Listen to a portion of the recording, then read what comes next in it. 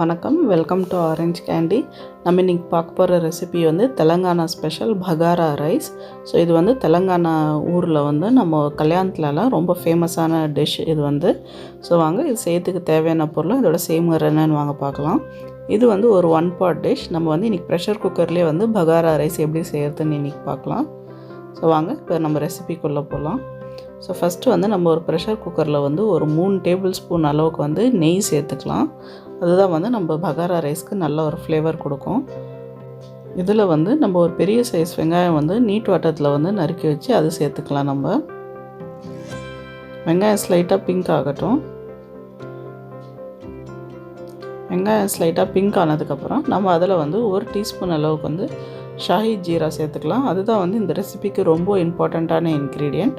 So அது இல்லைன்னா பகாரா rice வந்து ஃப்ளேவர் வராது. ஸோ நல்லா மறக்காமல் வந்து 1 டீஸ்பூன் அளவுக்கு வந்து ஷாஹி ஜீரா சேர்த்துக்குங்க. அதுவும் வந்து இந்த நெய்யில் போட்டு நல்லா வறுத்துக்குங்க. இது வறுபட்டுட்டே இருக்கும்போது வந்து நம்ம மீதி தேவையான ஹோல் கரம் மசாலாலாம் இதில் சேர்த்துக்கலாம். இதில் வந்து 1/2 டீஸ்பூன் அளவுக்கு வந்து முழு மிளகு, அப்புறமா 1 இன்ச்சு சைஸ் அளவுக்கு வந்து பட்டை, சின்னமன் அது சேர்த்துக்கலாம். நம்ம அது கூட வந்து 4-5 வந்து இது க்ளோவ்ஸ் அது சேர்த்துட்டு 2 வந்து ஏலக்காய், பெரிய சைஸ் ஏலக்காய் வந்து அது சேர்த்துக்கலாம். இதெல்லாமே வந்து நம்ம நெய்யில் வந்து நல்லா அந்த மசாலாலாம் வறுத்துக்கலாம். நம்ம இது கூட வந்து 1 கொத்து அளவுக்கு வந்து கருவேப்பிலை சேர்த்துக்கலாம். அப்புறம் காரத்துக்கு வந்து இதில் 5 பச்சை மிளகாய் வந்து நீட் வட்டத்தில் கீறி சேர்த்துக்கலாம். நம்ம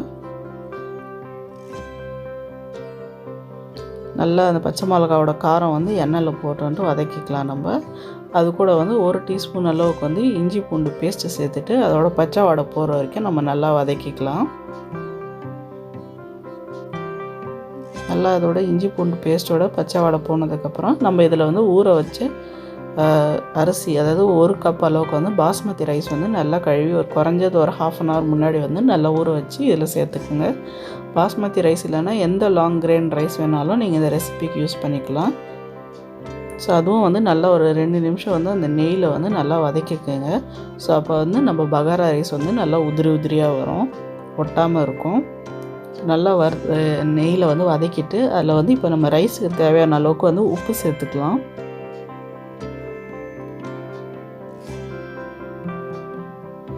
அடுத்ததாக வந்து நம்ம ரைஸுக்கு தேவையான அளவுக்கு தண்ணி விட்டுக்கலாம். நம்ம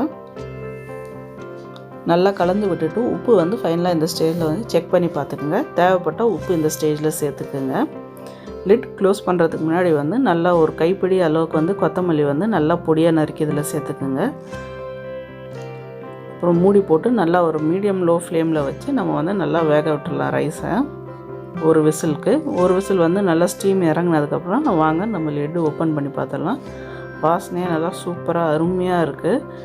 லெட்டு ஓப்பன் பண்ணும்போதும் பார்க்கறதுக்கு நல்லா செமையாக இருக்குது. அப்புறமா வாசனையும் அவ்வளோ சூப்பராக இருக்குது. அவ்வளோதாங்க, நம்ம சூப்பரான தெலுங்கானா ஸ்பெஷல் பகாரா ரைஸ் ரெடி.